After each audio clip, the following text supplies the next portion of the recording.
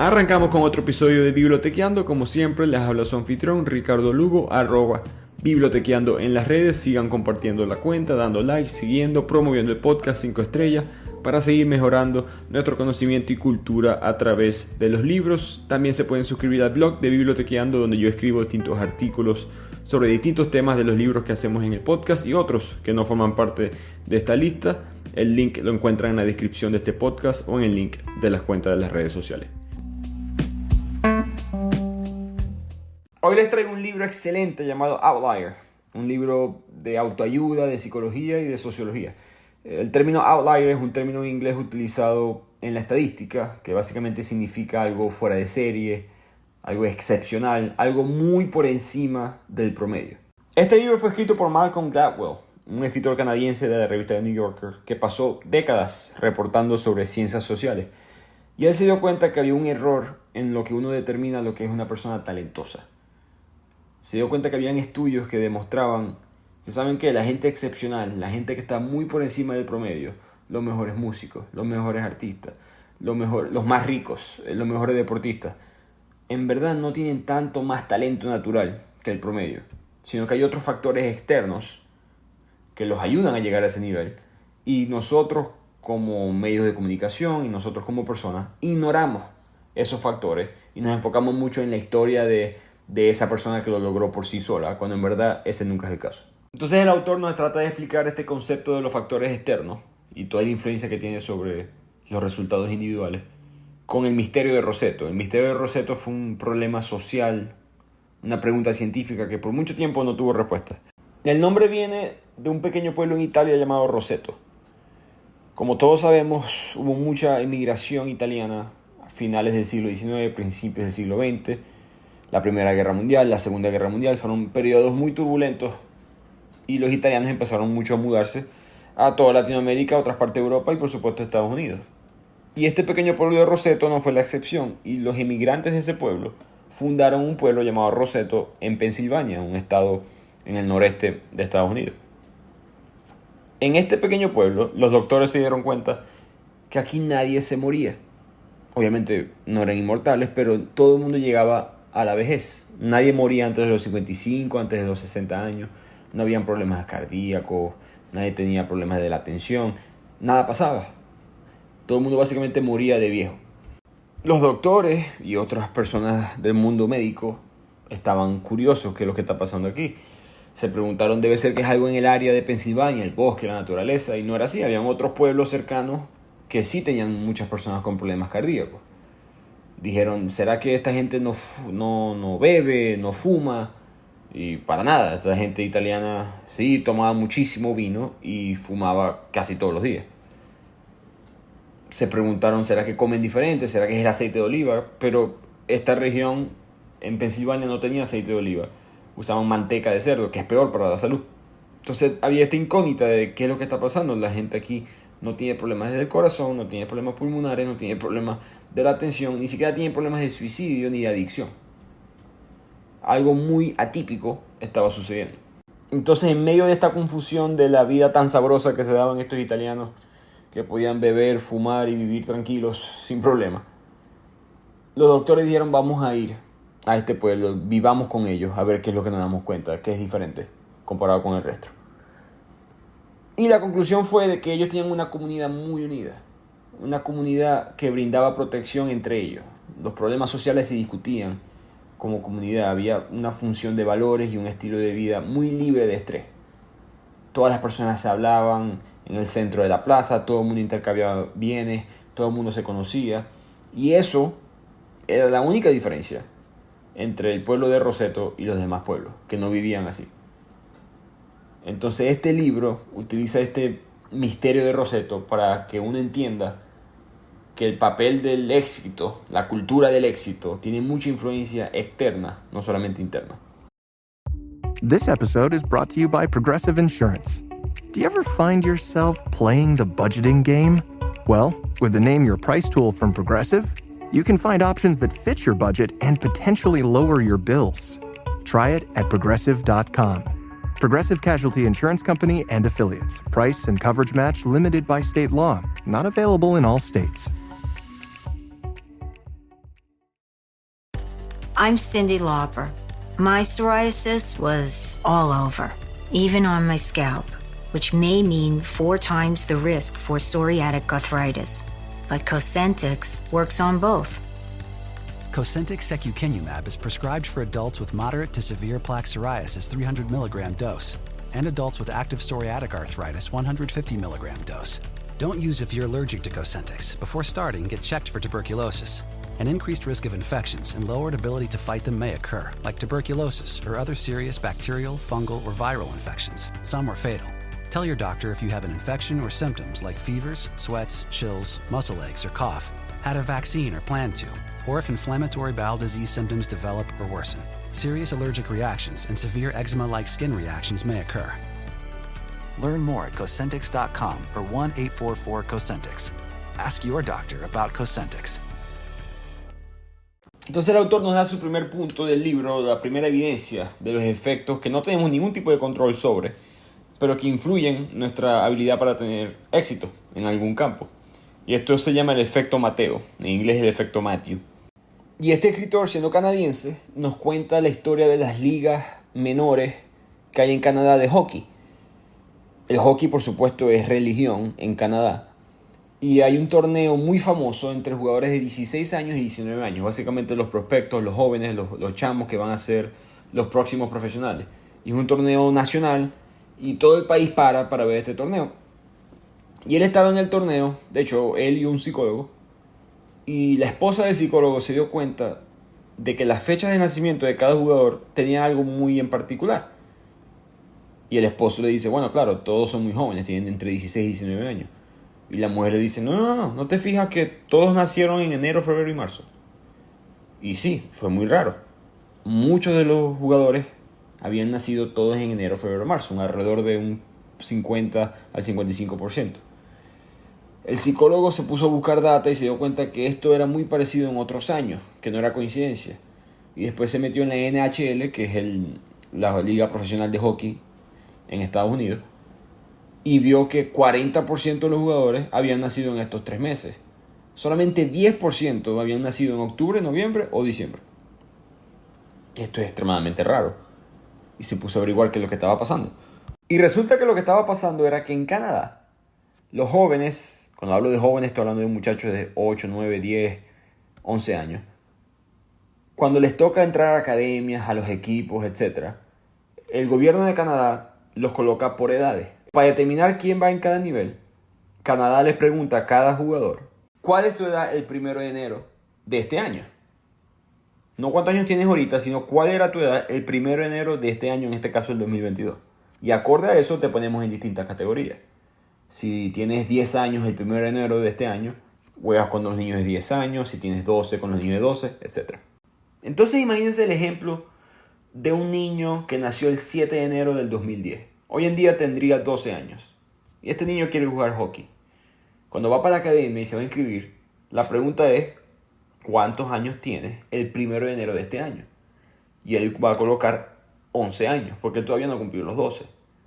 Pero está muy cerca de cumplirlos. Biológicamente, ya casi tiene 12.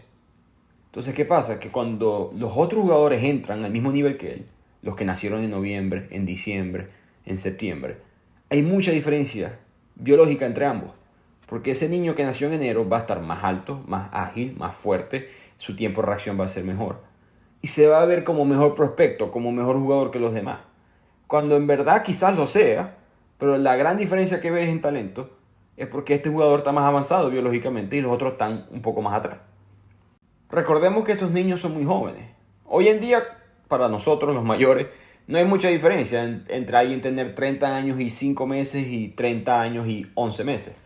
Pero a esa edad es muchísima la diferencia. La diferencia en desarrollo físico y hasta mental de 3 meses es muy alta. Por lo tanto, estos jugadores, al ser categorizados como mejores, cuando quizás no lo sean, reciben mejor entrenamiento, reciben mejores coaches, le dan mejor nutrición, le dan mejores becas. ¿Y qué pasa? Que la suma de todas estas oportunidades crea a alguien excepcional. Pero todo empezó porque al principio categorizamos incorrectamente a los jugadores. Y esto por supuesto es injusto. No solamente les estamos dando oportunidades a unos jugadores, a unas personas que quizás no se la merecen, pero se la estamos quitando a otros. Pero el principal problema que menciona el autor en el libro es que esta desventaja no se desaparece. En las universidades de Estados Unidos, los más jóvenes de cada año escolar se gradúan un 12% menos que los mayores. Y eso no tiene sentido, obviamente. Lo que está pasando es que los más jóvenes, a los que entran al año escolar, no se ven tan inteligentes como los más viejos, que tienen el cerebro un poquito más desarrollado, y como les dije antes, en este punto de tu vida eso hace mucha diferencia. Entonces esto se le llama el efecto Mateo, viene de la Biblia, una frase que dice de que todo lo que se le dé a alguien será en abundancia. Se refiere un poquito a la suerte. Entonces los sociólogos que ayudaron al autor a escribir este libro hablan de que el éxito es igual a una ventaja acumulada a través de tu vida que quizás no merecías. Entonces ese es el efecto Mateo, y de aquí el autor pasa a explicarnos el segundo efecto, que es el efecto de las 10.000 horas. Estas reglas de las 10.000 horas vienen de una pregunta que se hizo un sociólogo de cuántas horas se necesita de práctica para poder ser un experto. Entonces, investigando, se dieron cuenta que la Academia de Música de Berlín hace unos años había diferenciado a cada uno de sus músicos, de sus violinistas, entre élite, buenos y lo que ellos llamaron modestos. Los élites eran parte de orquestas, viajaban por todo el mundo tocando violín, era gente muy respetada, tenían premios. Los buenos eran parte de la Academia de Berlín, eran parte de músicos locales, pero no llegaron al nivel de los élites. Y los modestos eran los que uno conoce, digamos, en la vida cotidiana, que eran clases de violín privado, etc. Investigaron a ver qué diferencias habían entre estos tres grupos, y la única que consiguieron fue la cantidad de horas que practicaban. Los modestos habían practicado 4.000 horas en su vida, los buenos 8.000 horas, y los élites 10.000 horas. Y después se empezaron a dar cuenta que no había ningún violinista natural, no había nadie que era considerado élite que no hubiese practicado 10.000 horas. Todos llegaron a las 10.000 horas. Por lo tanto, la conclusión fue que expertos significa talento, más oportunidades que se te dan, más preparación. Y el autor nos da el ejemplo de Bill Joy, que fue el fundador del lenguaje de Java. Si alguna vez han visto algo en su computadora actualizándose del lenguaje Java, él lo fundó. Y su historia es muy única. Él fue a estudiar en la Universidad de Michigan en el principio de los 70. En esta época nadie tenía computadora. Y solamente habían 3 universidades en todo Estados Unidos con una, digamos, biblioteca de computadoras, donde alguien pudiera entrar y practicar con la computadora, practicar programación. En la universidad solamente se le permitía a cada estudiante hacerlo por 1 hora. Pero Bill consiguió un glitch en el sistema, un error, que cuando él anotaba cuántas horas pasó dentro de la biblioteca, si él decía igual 3, en vez de colocar el número 3 horas, sino que decía igual 3, el sistema no lo agarraba y asumía que había estado solamente 1 hora. Con ese truco nunca fue para clase. Literalmente el tipo nunca iba para clase, solamente se presentaba para los exámenes porque pasaba todo el tiempo maravillado con la computadora y practicando. Cuando él saca la cuenta más adelante de que fundó el lenguaje Java y se hizo billonario, se dio cuenta que él pasó en esos 4 o 5 años de su vida en la universidad unas 10.000 horas practicando programación. Entonces, obviamente Bill Joy tenía mucho talento, pero esta práctica lo llevó a ese nivel. Y el otro ejemplo que da el autor en este libro es el de los Beatles, el, por supuesto, legendario grupo musical, quizás el mejor de la historia, que la gente se les olvida que ellos por mucho tiempo no fueron famosos. Ellos se reunían en un apartamento, tocaban por 1 hora, practicaban y eso era todo. Pero resulta que había un alemán de Hamburgo que decía que en Alemania, en ese pequeño pueblo de Alemania, en los 60, no habían en verdad muchos bares para música en vivo, pero había muchos bares de stripper. Y él quiso mezclar esas dos cosas. Dijo, voy a fundar unos bares de stripper que van a tener música en vivo y van a haber básicamente una especie de festival con stripper. Él fue para Londres a buscar músicos y, casualidad de la vida, una persona en Liverpool que conocía a los Beatles estaba en ese bar y se conocieron.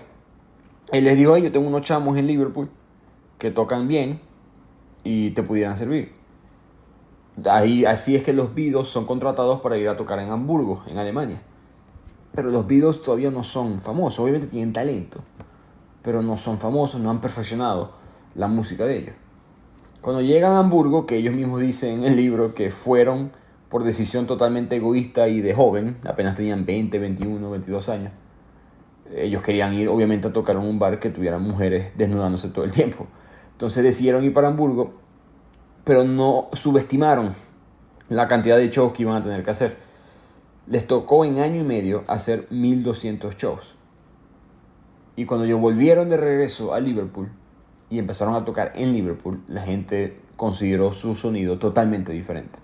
Paul McCartney y John Lennon hablan de esas épocas y dicen que eran tantos shows que ahí fue que yo aprendí a cantar con resistencia, ahí fue que yo aprendí a llegar a ciertas notas, ahí fue que nos entendimos todos como músicos. Ahí fue que nos aburríamos de tocar lo mismo y buscamos incorporar otros sonidos y sacamos nuestro propio sonido, etc. El mismo, su agente, el promotor, dijo que ellos eran buenos cuando se fueron a Hamburgo, pero cuando volvieron es que se convirtieron en los Beatles. Entonces, nuevamente, el talento ayuda. Obviamente John McCartney y estos músicos tenían un talento increíble, pero si no practicas y llegas a esas 10.000 horas, que fue lo que representaron esos 1200 shows, es muy difícil convertirse en alguien altamente exitoso. No significa que seas malo, pero para convertirte en alguien fuera de serie, muy diferente al promedio, vas a tener que practicar 10.000 horas. Y aquí el autor, ya para terminar de convencernos de que todos estos factores externos tienen mucha más influencia sobre nuestros resultados individuales de lo que queremos dar crédito, nos muestra la lista de las 75 personas más ricas de la historia. Y se da cuenta que de estos 75, el 20% nacieron en Estados Unidos entre 1831 y 1839. Están John Rockefeller, Andrew Carnegie, JP Morgan. ¿Por qué hay tantos que nacieron en este pequeño periodo de la historia? Eso no tiene sentido. Estamos hablando desde el principio de la civilización hasta la fecha de hoy en día. 14 de los 75 pertenecen a un periodo de 9 años en los 1830. Todos del mismo país en Estados Unidos. ¿Cuál era la ventaja? Ellos eran más inteligentes, tenían más talento. No, la verdadera ventaja fue que nacieron en Estados Unidos en la época de la mayor transformación económica de la historia. Esto fue cuando Estados Unidos se convirtió en lo que uno conoce hoy en día como Estados Unidos. Vino la transformación de los trenes, la mejoría de la economía, el sistema bancario, se empezó la bolsa de valores en Wall Street. Todo esto sucedió en 1860, 70. Entonces, los que nacieron en 1830 estaban en la flor de la juventud, en el momento para tomar riesgo, para invertir, para buscar oportunidades, que otros no tenían. Supongamos que naciste en Estados Unidos también, pero en 1810. Ya estás muy viejo. En 1860, cuando viene este boom económico, ya tienes 50 años. Es más, si naciste en 1820, ya estás muy viejo, ya te casaste, ya tienes hijos. Es muy difícil tomar esos riesgos. No que sea imposible, pero es más difícil hacerte rico. Y viceversa, si naciste en 1850, estás muy joven. Puedes tener más talento que Rockefeller, más talento que JP Morgan, pero no vas a poder fundar esas empresas que ellos fundaron porque no estás en el momento apropiado de la historia para que sucedan. Y todo eso está fuera de tu control. Eso no es tu control. Tú pudiste haber estudiado lo más que pudiste, practicado las 10.000 horas, haz todo lo que quieras, pero si no estás en ese momento de la historia, no te vas a hacer tan rico como ellos.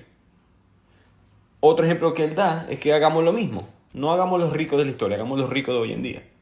Todos se han hecho famosos, o ricos, perdón, a través de la tecnología. Este boom del Valley de Silicon Valley en San Francisco empezó en los 70. Entonces el autor empieza a sacar la cuenta, que si ese boom fue en el 75, esta gente tuvo que haber nacido entre 1953 y 1956, porque eso los pondría a ellos en las universidades que ya tenían las bibliotecas de computación, ya sabían programar, y combinaba con el ecosistema económico que se estaba formando en San Francisco que los permite hacerse ricos. Y fíjense, escuchen estos nombres y miren su fecha de nacimiento. Bill Gates, 28 de octubre de 1955. Paul Allen, el cofundador de Microsoft, 21 de enero de 1953.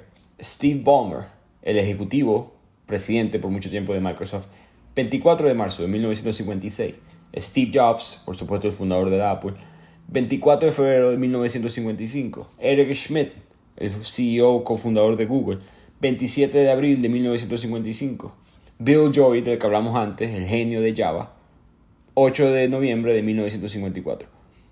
No hay manera de llegar a ese nivel, por mucho que practiquemos, a menos que nos toque la suerte para estar en el momento adecuado.